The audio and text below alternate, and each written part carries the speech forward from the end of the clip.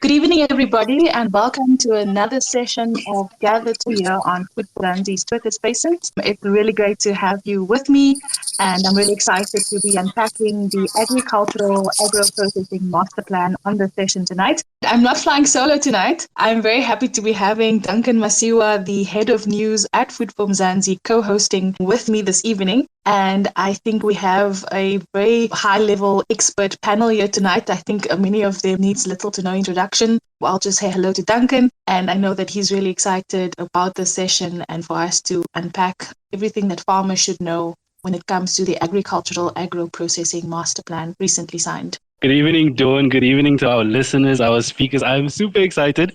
Reason being because the Agricultural Agro-processing Master Plan is a big thing. It's a big deal. I'm super excited that we're having this conversation. We have the likes of Christopher van der Rede here, David Fincham, and all the rest that is joining us. So I'm super excited about tonight's conversation. We, of course, gave birth to the master plan less than a week ago, leading up to the signing of the plan, of course, with the Minister, Tukudidiza, and along with social partners. It was amazing to see how everyone came together. And I think that's the thing about agriculture. We know how to work together. I'm super excited to be having this conversation with everyone tonight. Thank you so much for co-hosting with me tonight as well, Duncan. I really appreciate you being here. Now, like I mentioned, we have an amazing panel with us here tonight, and I do appreciate them coming through. I think some of our guests are busy at Nampo, and I think when I was inviting people, they were like, no, I can't make it Nampo week. So I'm very grateful for those who are able to join us. I'm going to start off by just asking them to tell us a little bit about themselves. I think many of you know their names, you've come across them, you've engaged with them, and I'm going to start with Christopher van der Rede, Agri-SA CEO. Thank you so much for being here with us. Just a bit of an introduction and also just your first initial response to this master plan. Good evening to everyone. I'm Christopher van der Rede. I'm the Executive Director at Agri-SA. When this master plan process was started about 3 years ago, Agri-SA, together with a whole host of other commodity organizations, including AgBiz, TAU, the unions, FASA and LAFU, we all joined this process, and I'm very happy with the outcomes. Obviously, it's a social accord, so to speak. Not everything that everyone has sort of aspire to be in their plan has materialized, but I think the plan offers enough for us to get going. It's important. The industry and this industry we need to protect, we need to grow it inclusively and make sure that the country benefits from it, especially from the point of food security. Christo, why this is so vital to ensure the longevity and economic growth of the agricultural sector and the country as well. I think you've just alluded to some of the important aspects and why this plan is important for the sector in the whole. Bottom line is that we cannot let our people go hungry. We must make sure that our farmers provide affordable food. Food is available, that the food is healthy. We must make sure that the sector provides the basis for a value chain that can serve this country and already serves this country holistically. On the input side, we've got a range of input companies that provides technology, seed, etc., fertilizers. On the production side, we have farmers in various commodity sectors. And then on the output side, we have our agro-processing companies as well as a range of other stakeholders that at the end of the day ensure that the food gets to a marketplace, whether it's a retail center or a local market, or the food is being exported internationally. Now, all to the master plan is how do we ensure that this entire value chain is optimized, that it runs as smoothly as possible, that we remain competitive in a world that is ever-changing and where technology plays a major role. And also, how do we then also address the legacies of the past, making sure that black farmers also participate meaningfully, that they also contribute meaningfully, and that they, at the end of the day, are able to sustain themselves despite all the risk that the sector faces from time to time. Thank you so much, Christopher van der Rede. I see our other speaker, Kia Tlegile, she's the APASA Youth Desk chairperson, is also here. Kia, thank you so much for being here. I appreciate you coming on board. Your opening remarks also just in response to the signing of the Agricultural Agro-processing Master Plan, also specifically as a young farmer and as the chairperson of the APASA Youth Desk. Hello, Dawn. Agriculture being the center or potential of the economy throughout its chain, it taps into various interlinking chains that assist in the longevity and the economic growth of the agricultural sector as a whole. And this plan is important to rebuild, realign, and the main objective of farming or agriculture being profitability and commercialization. And through profitability, the outcome is sustainability, alleviating the current status quo of the unemployment rate for youth and the inequality faced by youth, meaning the exclusion of youth-specified needs in agriculture or the agribusiness. So this will unlock, barriers and give access to young agri role players to actually play a role and improve the overall common challenges faced by youth. And again, why is it important for youth to keep youth in the sector, to be attracted in the sector, to stay attracted, and to develop youth across the broad value chain? I think you have to have here representing Afasa tonight. But of course, we're also joined by David Fincham, who's of course the founder of David Fincham Aquaculture. Whenever we do a story at Food from Mzansi talking about the master plan or even, the issues around the Pesi program that we have, David is always one of those players in the agricultural space commenting on it. So I'm quite excited to hear your thoughts tonight, David. Now, thank you, Duncan. We already know that the world throws away about 30% of the food that we produce. It's actually quite disappointing to read those kind of facts and figures. A couple of months ago, I was up in Thohoyandou. If you look at the amount of food that's being grown on small-scale farms, certainly things like mangoes and macadamias and things like that, then the ability for those to process that food, that production, and get it into markets is critical to those communities. And I think agriculture really needs to step up its game in terms of being able to create a networking platform for all the various sectors to be able to reduce that food waste and get food to markets at a high quality and also a better price. A lot of the food that's manufactured and processed is traveling long distances by trucks, when simple processing could make that food available within the local communities. I think this is definitely one of the aspects that we've come across in our discussions on this platform a number of times, David. So I want to just share that sentiment and say amen to that.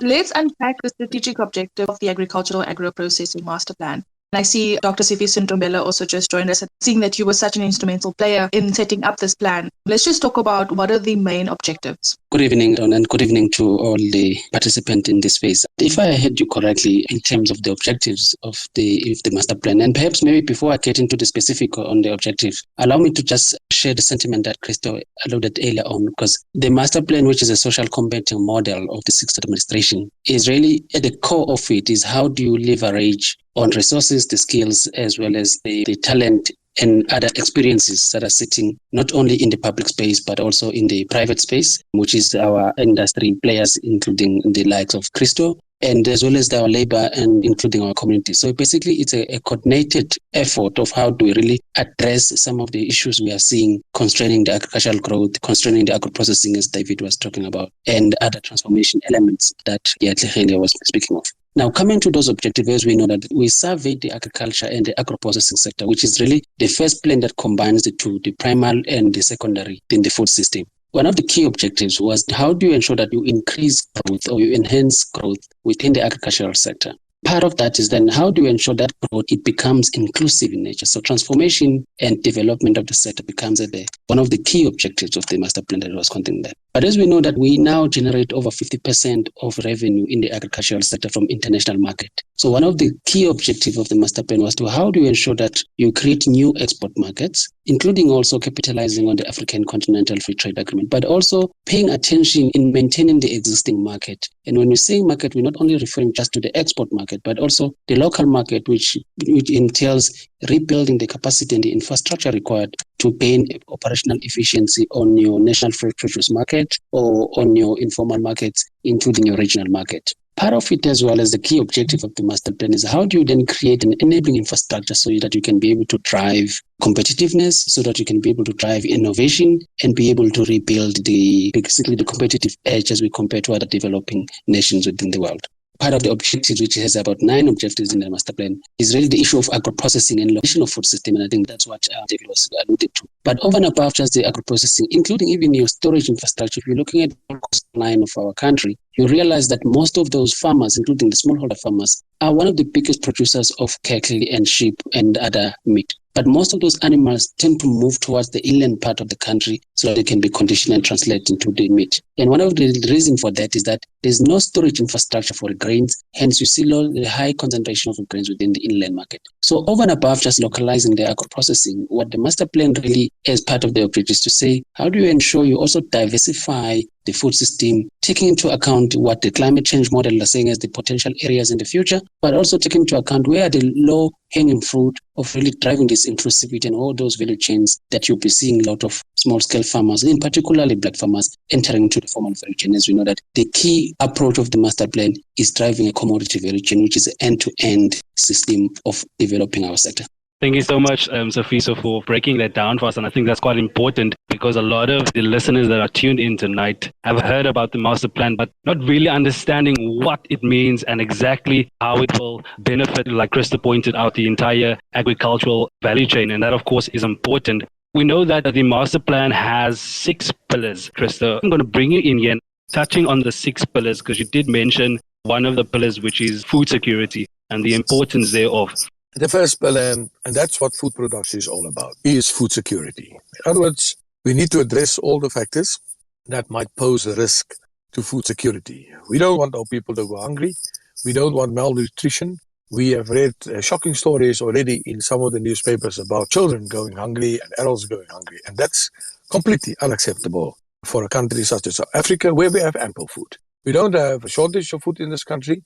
I think the bigger problem, obviously, is the cost of food and affordability. And there's a range of reasons for that, but we need to address it. So food security, number one. Secondly, sustainable transformation. We want new farmers, especially our black farmers, to be successful. They should form part of the entire value chain on the input side, on the processing side, on the production side, you name it. They must be there and they must get the necessary support.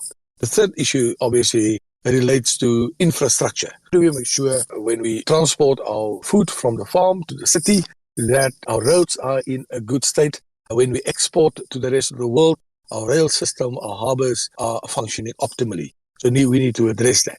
The whole issue of climate change. Climate change is posing a real risk to the sector. We've seen in areas such as the Free State, we've had serious drought a couple of years ago, and now suddenly they have endless rains again. And all of these things impact on food production.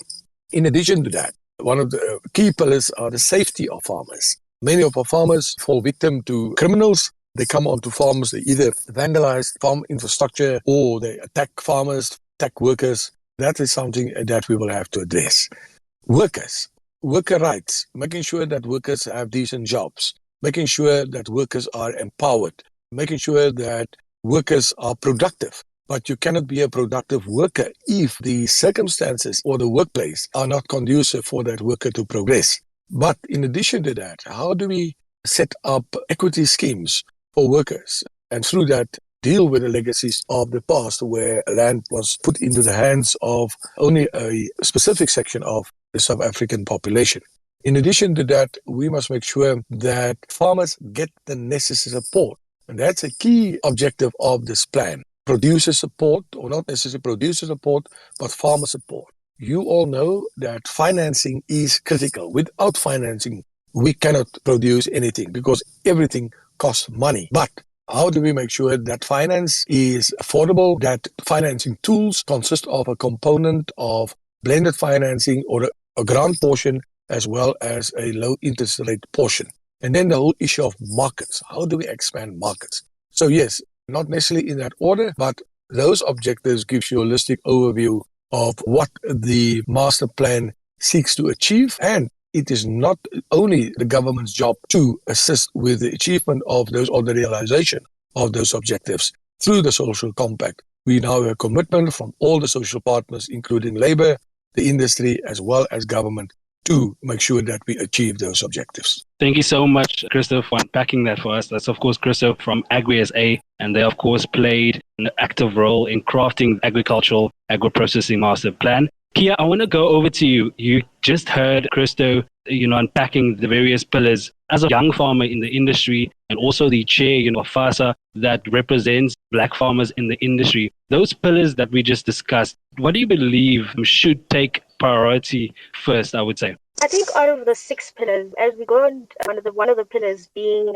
providing comprehensive farmer assistance, speaks about development of finance, research and development and extension services, linking to number 4, talking about increasing production and employment. As a FASA youth, this is a commitment, made by, the government and social partners to beneficiaries or role players. Therefore, On the issue of job creation, especially for youth, this means that as it further extends, that 10,000 new extension officers in various commodities are able to get support to better production and agribusinesses and know of new programs offered by the government.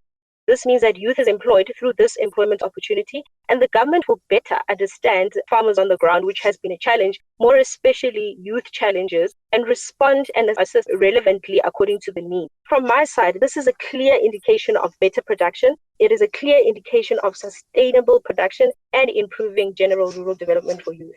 Thanks so much, Kia, for your insights. I think it is vital, and I'm so happy to have you here presenting Apase Youth and young farmers in general. So thank you so much for your thoughts on that. Now, a big part of the plan is also around growth and competitiveness and growing the sector and farmers. I think when I was talking to Dr. Sifiso Ndumbela, he spoke specifically about infrastructure development and also developing export markets and identifying specific export markets for the different commodities. And on this platform, on Gather to Grow on Twitter Spaces, we've covered, niche markets for farmers to tap into, and like stuff like saffron. Last week specifically, we spoke about asparagus, which I understand is dwindling in terms of commercial production in South Africa, where we have to actually import this crop. So let's maybe focus on two main commodities and what farmers should know and understand from day one. Sifiso, would you maybe like to take this one? And then I'd also like to bring David into the conversation. Thinking about what she's going to talk about. Obviously, with fish, and that's obviously my area of expertise. One of the first questions we get asked is, where's the market? You cannot develop a market unless you've got product. In Limpopo, they to develop some fish processing facilities, and obviously one of the biggest challenges they had was actually the product. So in developing a national plan for agro-processing, one really has to look at and understand the value chain and then also access to markets. If we are going to export fish from South Africa, we need to produce not hundreds of tons, but thousands of tons and probably tens of thousands of tons. And we're really on the back foot in terms of being able to achieve that. But just as with the chicken industry, the growth within many of the agricultural sectors now, because of the advancement of technology and skills and various other components, you are able to ramp up and grow an agricultural sector in a relatively short space of time. And one just needs to look at the blueberry production in South Africa, just as an example. I mean, blueberries weren't farmed any sort of large scale 10, 15 years ago. And now it's become a massive market force. Obviously you can look at the well-established markets like the wine markets, the grape markets, the citrus market. But certainly with new and upcoming kind of agricultural sectors and products, one has to learn to walk before we can run.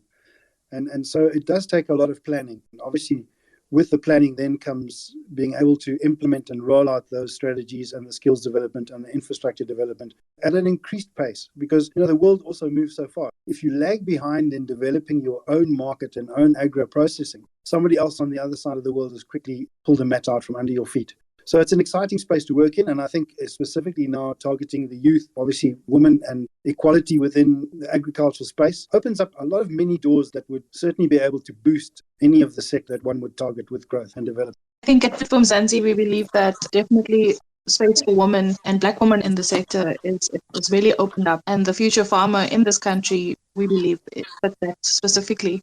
Just in terms of, I think when we spoke about the pillars, Christo also just mentioned the fact that there's a strong focus on employment and labor issues, and specifically also around inclusivity of the agricultural labor force, and also specifically how we're dealing with this and some of the areas that cannot be overlooked in the sector. Maybe we can focus on what is specifically outlined in this plan when it comes to this, ensuring that farmers are compliant in terms of labor laws, and how much of the plan focuses on that, and what should farmers also understand when it comes to that in the value chain and specifically around agro-processing.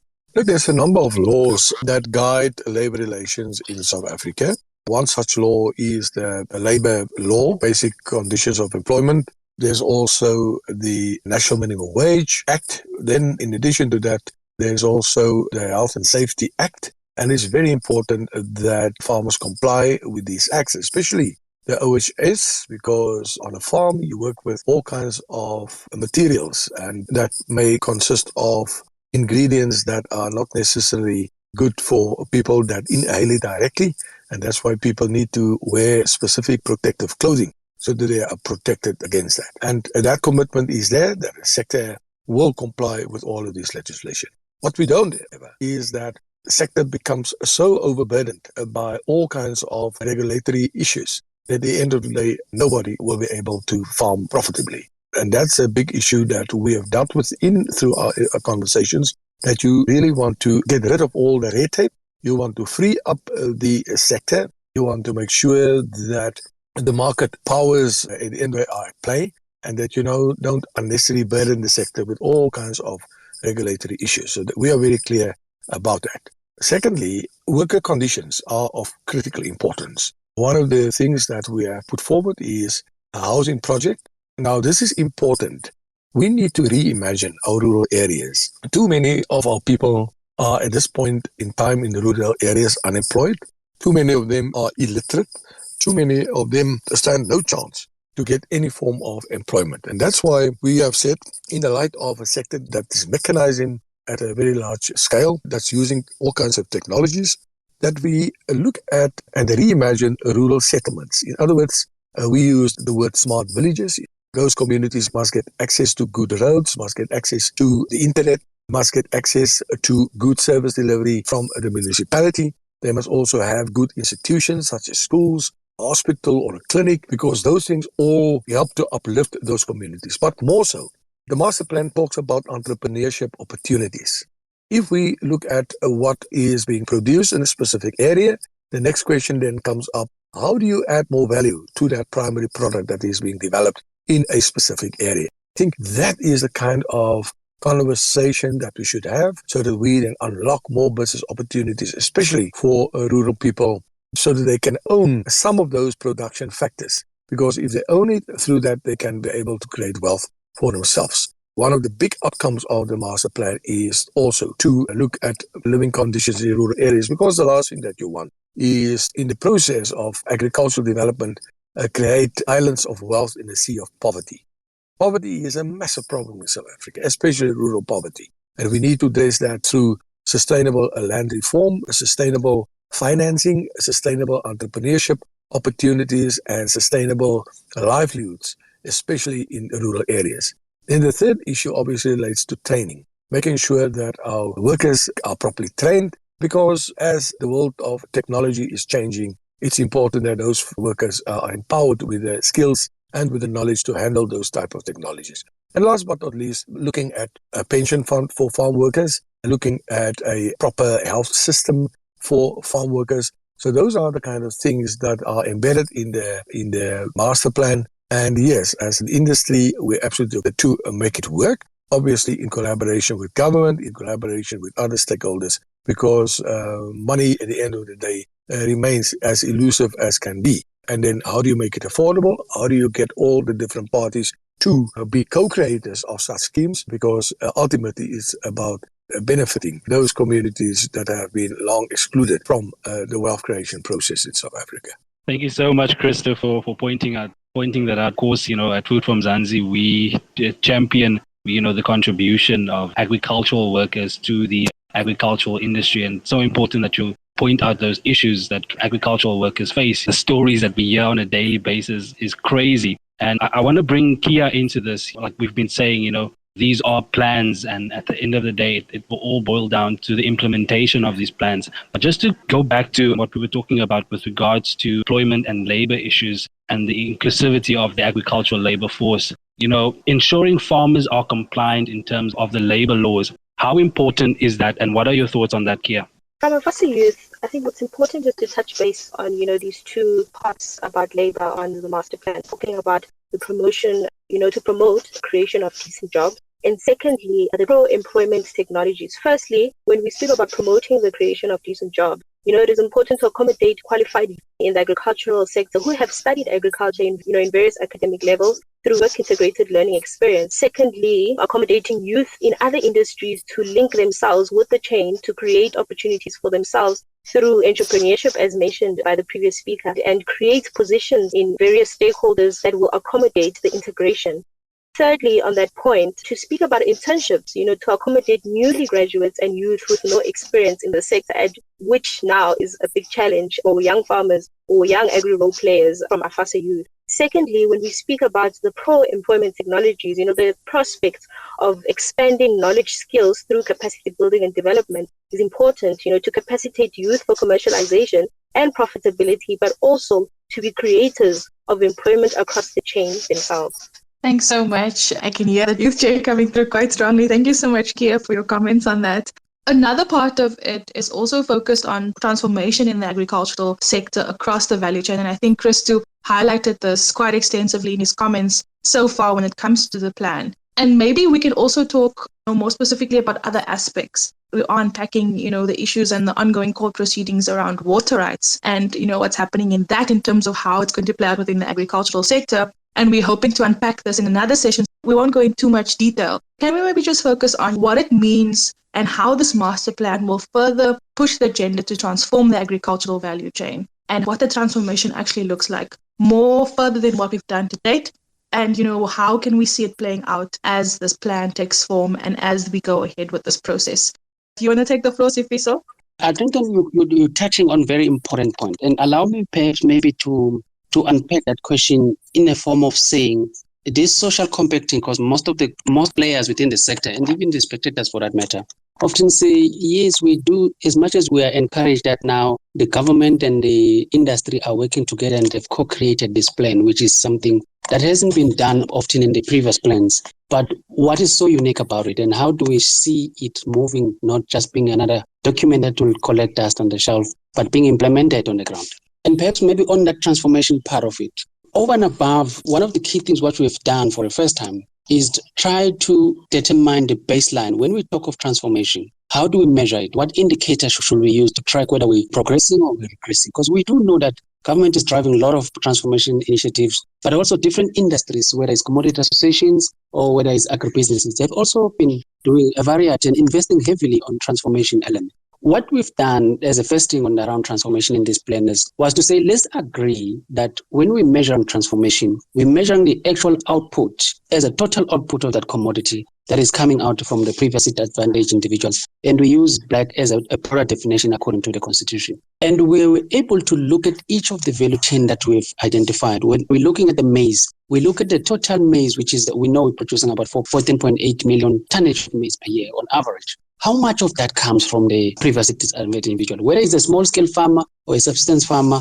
or a commercial farmer, but as long as it's classified under the Constitution as a previously disadvantaged individual. We've done that across, whether you're looking at the citrus or looking at table grapes or wine or meat, such as your beef, poultry, and so forth. Then from there, we said, what are the measures that needs to be in place so that you drive the transformation going forward? So those are the measures that are ranging from the agricultural financing, access to financing, the issues of access to water. I heard you talking about the water and the water rights, the issue of land, ensuring that you link with the newly defined beneficiary selection and land allocation policy. But beyond that, the rural infrastructure for those that are sitting in rural areas, and the tenure security that are associated with them, and a variety of other issues, including access to planting material, diseases, as well as the markets. What we then did, we then said, if these are implemented according to the plan, the baseline on transformation will move from the X amount, which we know what is a baseline, into X amount of what will be in the next 10 years, which is what the long-term plan, because it's aligned to the National Development Plan. And I can tell you, overall,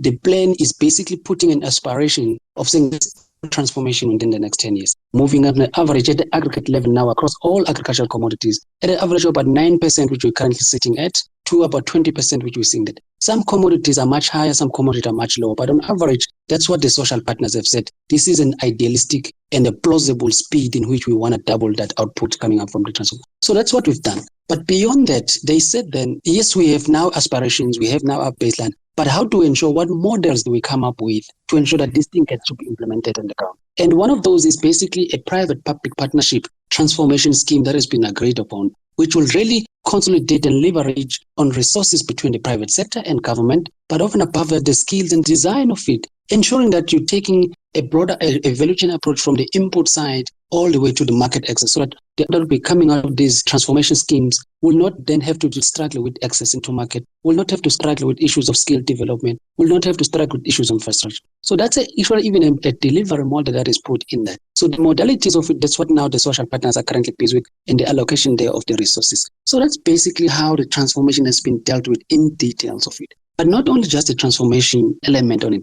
Christo earlier on talked about also in length about the labor. We even went in details about the worker schemes that will really drive not only just creating better condition of workers, but also how the workers in the agri sector and the farming communities can also take a much more prominent role over and above providing the labor services. It's equally the same on the infrastructure as well as on other competitiveness element of it, where we're saying, let's revisit the structure, the position of the structure, the participation of different social partners in what we call the value chain roundtables. And what we've said there is that those delivery model of driving even markets are critical and they are really driving us to achieve this inclusive growth we want. We said, let it be the participation of it be at a decision level. So when we're talking for the businesses, we're looking for the CEOs of the businesses, which are the decision makers of business. But equally so from the government side, let it be participated by at the DG level or the delegated no longer than the Deputy Director General, so that the time to take the decision is shortened and the resources are allocated accordingly at the speed in which we want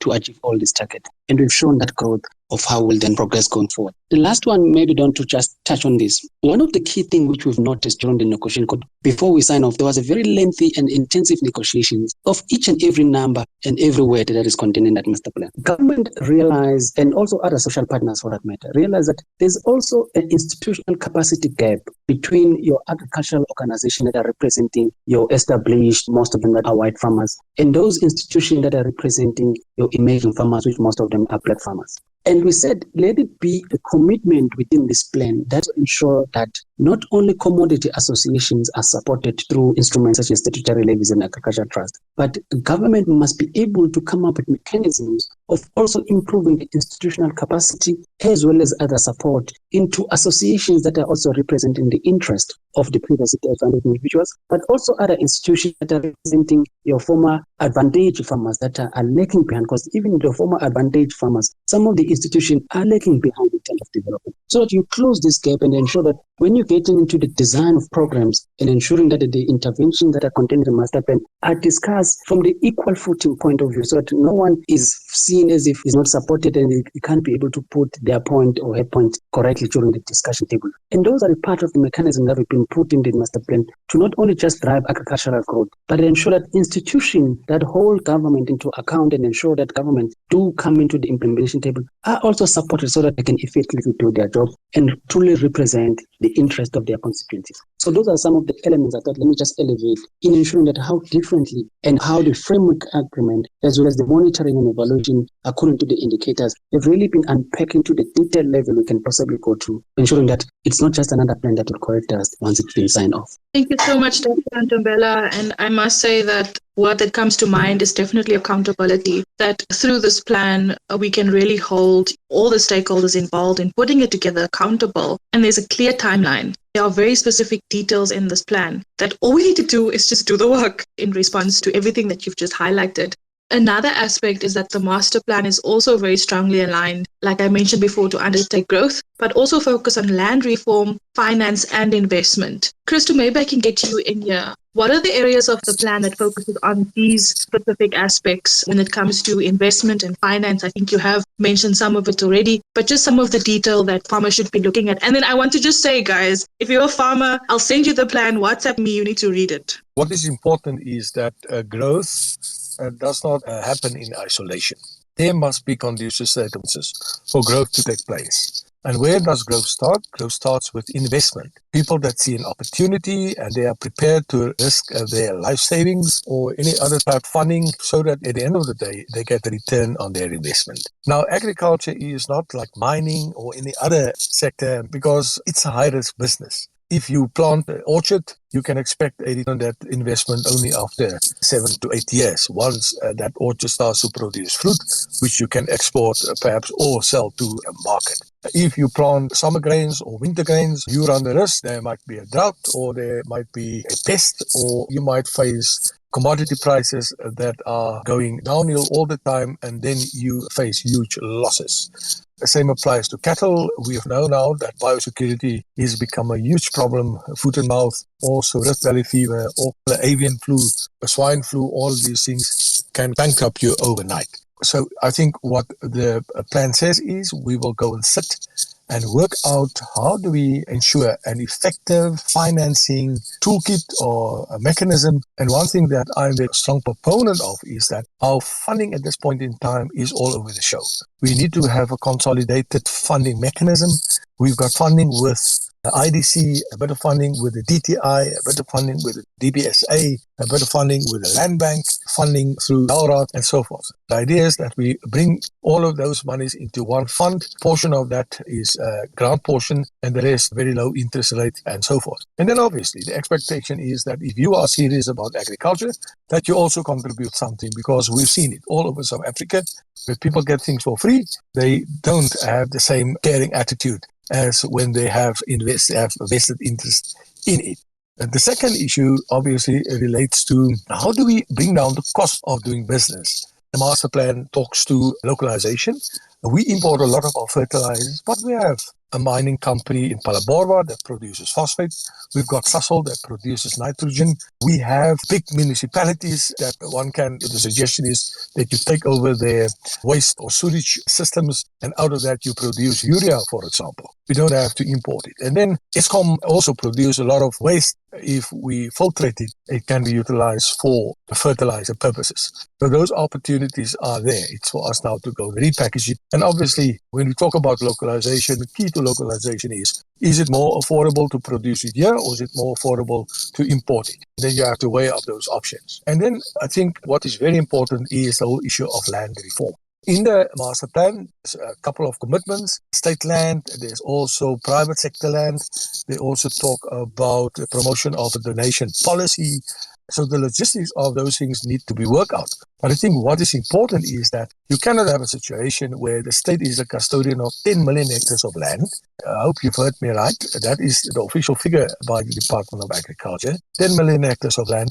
I think 1.1 million hectares were made available for long-term lease. It's happening on the other 9 million hectares of land.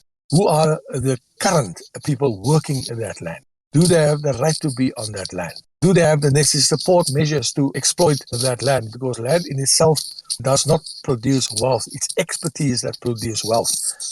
Can hand out land left, right, and center. But if that land is not leveraged, if it's not productively exploited, then it remains a poverty trap. And then those who have leases on that land, state land, do they honor the agreements with the state? Do they pay their monthly rentals? Do they pay Eskom for the electricity? Do they pay the rates and taxes to the municipality, and so forth? And that is very, very important, that we make sure that we review the status of our current land reform program, our current land restitution program, and that sure that farmland, agricultural land, that production happens on that land, and that production contributes to food security, and that those who are producing on that land, that they do have the necessary support, but they also have the necessary appetite and necessary capability to work that land. And that is very critical. Otherwise, we're going to sit on land that is lying idle. That poses a huge risk for food security in South Africa. I don't know about you, but I get a sense that even though the process took close to 2 years of drafting this plan, I get the sense that the actual work is only about to start. Just listening to Christo and listening to Sifiso and Ntombela, there's much work that lies ahead for everyone, all the agricultural role players that are, of course, involved in this plan. But I quickly want to go to David. David, we just heard Sifiso or Christo talking about how important implementation is. We're talking about a plan, and I think almost Wandile Sihlobo said it best. It's not perfect plans, but it's better than no plans. And of course, it will all come down to implementation. Do you believe that these plans speak to the needs of farmers and agro-processors? I think one of the things that we really struggle with is that whilst we have these plans and these discussions and these roundtable meetings and everything else, they happen at a very high level. And I think often what we miss is being able to get the message and the mission down to the farmer on the ground. I think often the farmers feel marginalized by a lot of these plans and programs. The old farmers' days and workshops and things like that need to gather momentum again. There's nothing better than standing on a farm with a farmer who's got sometimes generations worth of experience. And if you're able to share that experience with a new farmer and motivate him and keep him passionate and bring him into the value chain, I think that the rollout and the buy-in and the development would happen a lot smoother and a lot quicker. It goes to communication and education. We need active participation on the ground. And that means one farmer talking to his neighbor and building a relationship that the two of you are not dealing with the problems of access to finance, access to markets, climate change, labor issues, all on your own. I really think that, farmers are already communities, but some of those communities have been broken down through many, many different social challenges that we're currently facing. It's now time to rebuild those communities and make them the strength and the partnerships that they need to be able to create the food security, the employment, development of communities in terms of power and education and health and all of those things. Even security. Security could be addressed a lot more effectively if communities were acting in the best interests of their neighbors. And so, yes, we've got a lot of work to do, and it is great to have a plan. I think this is exciting stuff. And in terms of where we are in terms of South African agriculture, we've got the next 10 years to build the future of agriculture.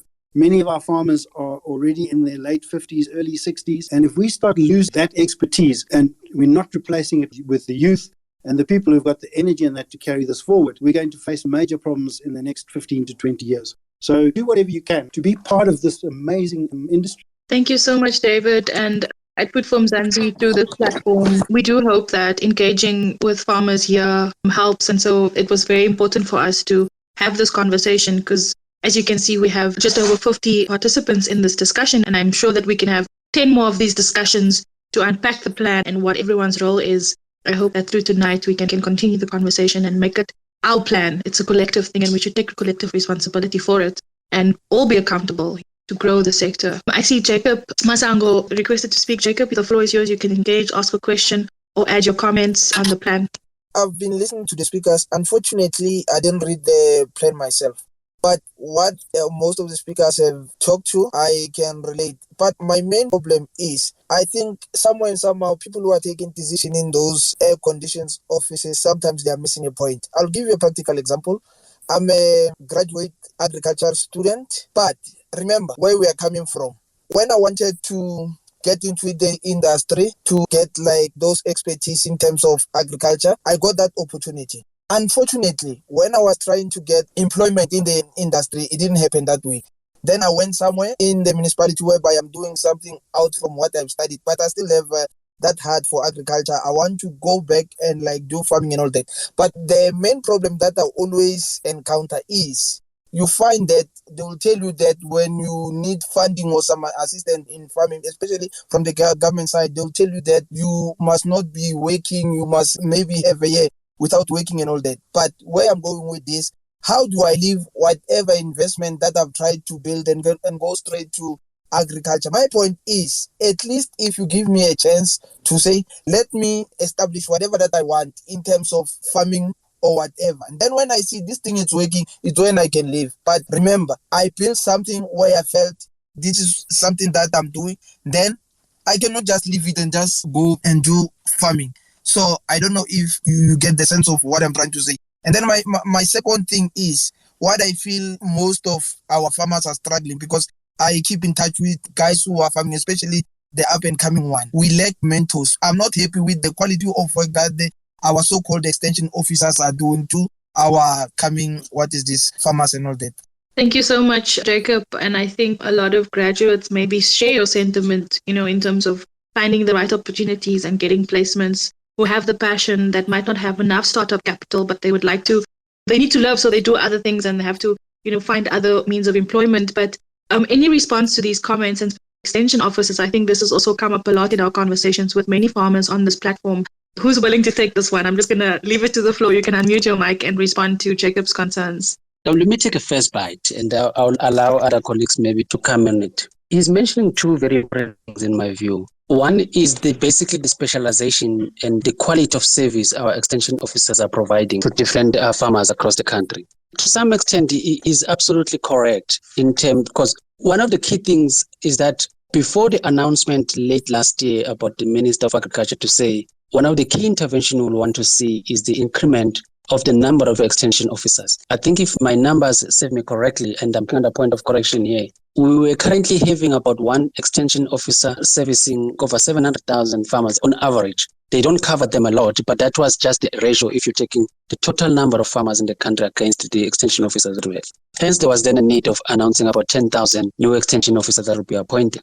But not only just the extension officers, it will also include the animal health worker technician. That's what the social partners have said during the negotiation, to say also take care of those instruments to deal with biosecurity elements. Some of these extension officers must be seconded into the commodity association so that you have specialization. So you don't have an extension officer operating in the PAL area, for example, but he's looking at the vegetable farmers, is looking at the fruit farmer, is looking at the pig farmer, is looking at the wheat farmer for that matter. Have an extension officer that will be specifically specializing if it's a palm fruit and dealing with the farmers in the palm fruit so that he can provide advisory that is practical, advisory that is also related into the farmer's need. So those are some of the interventions that now going forward that program will address and ensure that it really caters until it just provide your generic advisory, but it provide in farming kind of advisory services. I think I really agree and like to say the second part of it. To say, and it's not only just from the public's perspective service, but also from the private sector perspective. If you're looking at the different leaders of ours, that most of them, they promote the issue of women participation and youth participation. And over above the internship program, really other instruments that are there to assist or bridge that gap tend to be only good on paper, but in reality, it doesn't really resonate with the challenges that they're facing on the ground. Let me make an example. If you're looking at the Agri-PE fund, which is one of the funds that has been driven by the agriculture and different industries, is that it encourages youth and it encourages new businesses. But at the same time, when you start applying for it, it requires you to have a 3 years financial statements. A student who just graduated with the food science and has an invention of having some sort of specialized cooking product, he or she doesn't have 3 years of financial statement. So one of the key things what the master plan have said now with different social parties, say, let's really look at the entry point. Let's really look at the design of this financial instrument. Let's really look at the collateral that we use as the entry point so that when we say we're looking for the youth to come into the sector, we really realize the challenges that they face on the ground. The instrument that we are designing are dealing and addressing those challenges that they face on the ground. It's one of the instruments that are also trying to de-risk some of the new entrants that are into the agriculture sector. So these challenges which we've seen in what we call the design fault of some of the programs that exist currently are currently being really looked. The new one that are coming up, hopefully from the new financial year that we started, will really be able now to start removing those barriers that you've seen and ensuring all the youth and the women, but it also some of the farmers that are operating in the rural areas and those that are operating in the centers, the farm dwellers, can be assisted going forward. So I'm hoping I did allude in some of the two areas that I think was really elevating those issues which we've seen are biggest barrier currently. Yeah, what he has said is that young people need to go onto the various sites of the commodity organizations. So Grain SA has their own academy. The citrus industry has their own academy. They provide a whole range of learnership programs.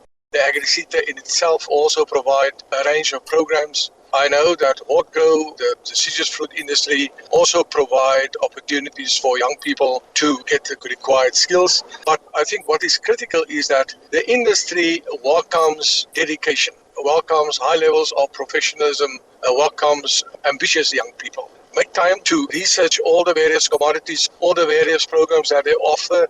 Also research also the various trusts. There's the Godiso Trust by PepsiCo. There's a trust by Old Mutual.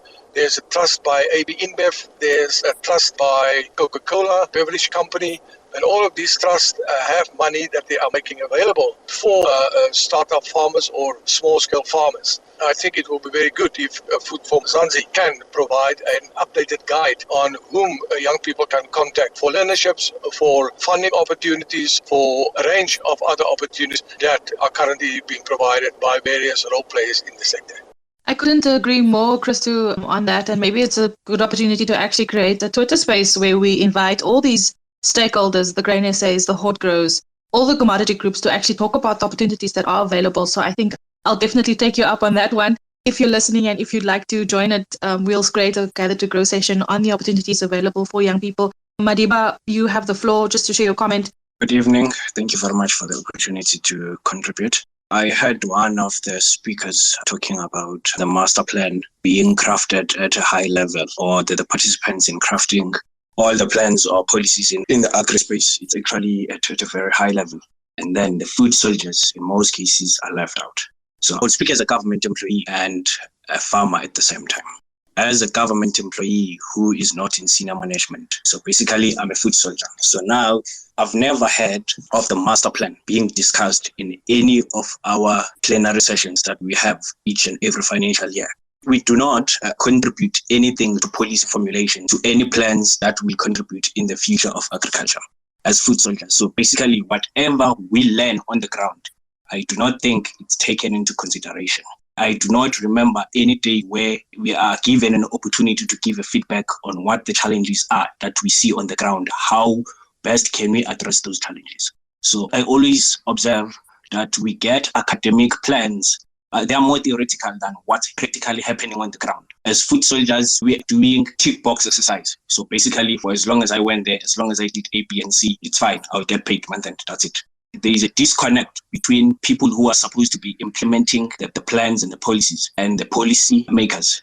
So I heard somebody also talking about assistance from government and all of that. Actually, the division I work for, I'm not an extension officer, but I work closely with the extension officers, of which me from the division I work for and being close to the extension officers, I can tell you now, you work for government, you come highly motivated, whether you're coming from school, you're coming from private sector. In my case, I was coming from sector. You get there, you're highly motivated, you're thinking you'll hit the ground running. There is so many bottlenecks. You get discouraged every day. Nobody appreciates any good effort. You cannot take any initiative. But my grief is that the plans that are there, they seem to be more academic than practical from my point of view. And I'm speaking as a government employee. So I get very worried every time that I get to learn on Twitter. I get to learn when I do some academic reading. Okay, I'm also in school as well. I get to learn about these things when I read agri magazines like Farmers Weekly. I get to learn about these things. But in our offices, where we should be getting some of these things, where we should be contributing towards improving agriculture in the country, it's not happening. It's not there. It's non-existent. We get to hear about it. Sometimes you get to be told last minute, this is what is supposed to be happening. And when you look at the reality on the ground, there are no resources to implement any of what they're telling you to do. It's really a sad reality, and I hope at some point things will change and the country will get better somehow. And people are really getting discouraged in many respects. In terms of funding, emerging farmers, young people, the policies are very good in writing. In implementing them, it's almost impossible. We're talking about empowering youth, but I work for land development support. When we talk about empowering youth, I do not know how many. I cannot really tell you the percentage of youth that we have empowered so far because it's close to nothing. We have the policies which say prioritize youth, but in reality, we're not doing that. And that is the government that we are dealing with in the country. Thank you so much for sharing your lived experience, Madiba. I think it's important that obviously we understand that this is the opinion of one person. And I see, Christy, you're immediately unmuting your mic. Would you like to take the first response? I must tell you, Madiba is a very privileged person. He's working for government. He's got a farm. He's a student. I haven't heard of anyone more privileged than he is.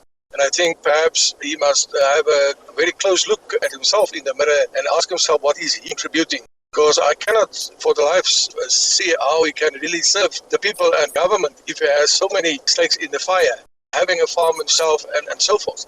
And I think that's the big challenge that I have, that instead of us serving the country and serving our people, we rather serve ourselves.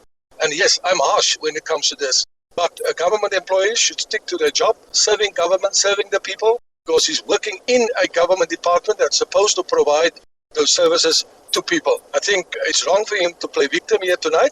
His job is to serve the people and make sure that all the mistakes, the faults that is highlighted from government side, that he is a critical cog in the entire machinery of government to make sure that those issues are addressed. Sorry for being harsh.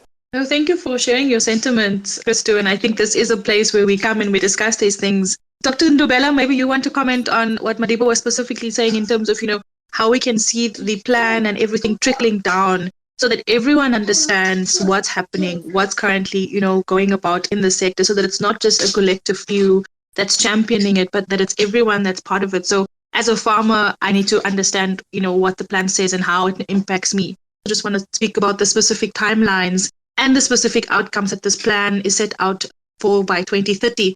The one aspect that stood out to me is that the plan also stipulates that it wants to increase the share of Black farmers in overall production to 20% by 2030 and to really stimulate meaningful transformation. Dr. Ndumbela, just your take and also in response to some of the comments that Madiba made. I missed the first part of Madiba where he was introducing himself because I couldn't really locate whether he's at a provincial level or is it a district level or is it a national level in terms of the government that he works for. But being the case, I think one area for me, which I think I will agree with him in part, there are inefficiencies in the public system, which one of it has been really alluded in details in the master plan to say, how do you really increase the efficiency? Because What he's talking about to me sounds like it's one of those silo mentalities that we find in different institutions of our government, which we really have to break down those silos and be able to ensure that every government employee is really contributing in one way or another in the development policies, because you recall that policies are a reflection of a national interest and the direction of where the country is moving.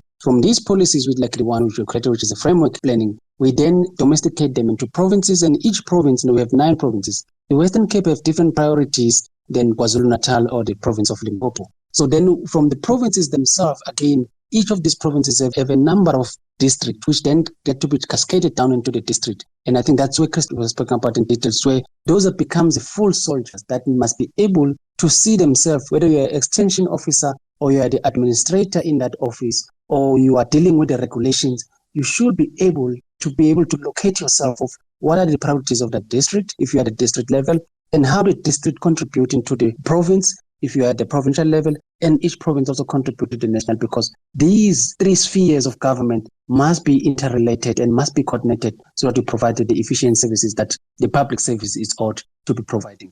For me, I think in the key is really this issue of silo working around the government. And if he can himself in ensuring that each of those 3 levels, you do have policy forum.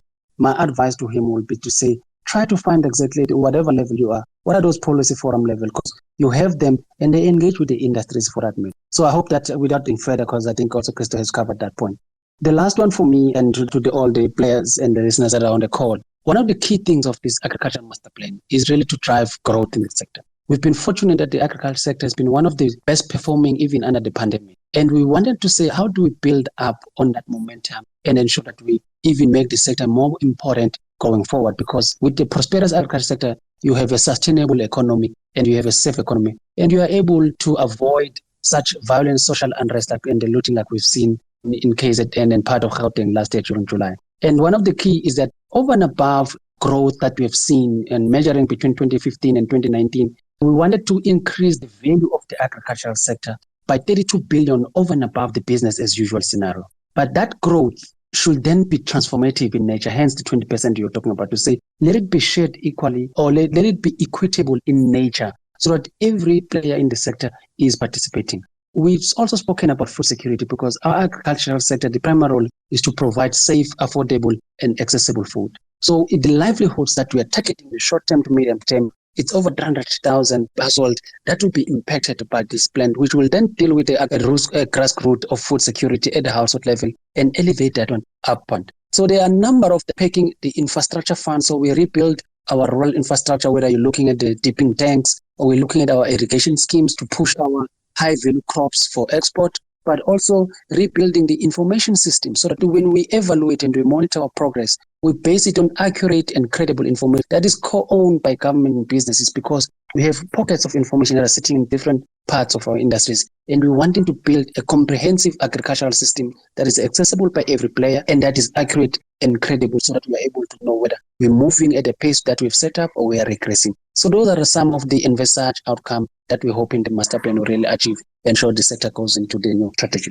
Thank you so much, Dr. Ntombela. And I think I'm going to just wrap up now by asking the speakers that are still with us. Kia, David, just your final comments on this plan, and also how you feel about it overall as we wrap up the discussion. I think we can probably go on for hours and hours unpacking it and talking about the different aspects. But for now, just your closing comments, what your takeaway is and what farmers should be taking away from this discussion, and also just looking at the Agro-processing Master Plan.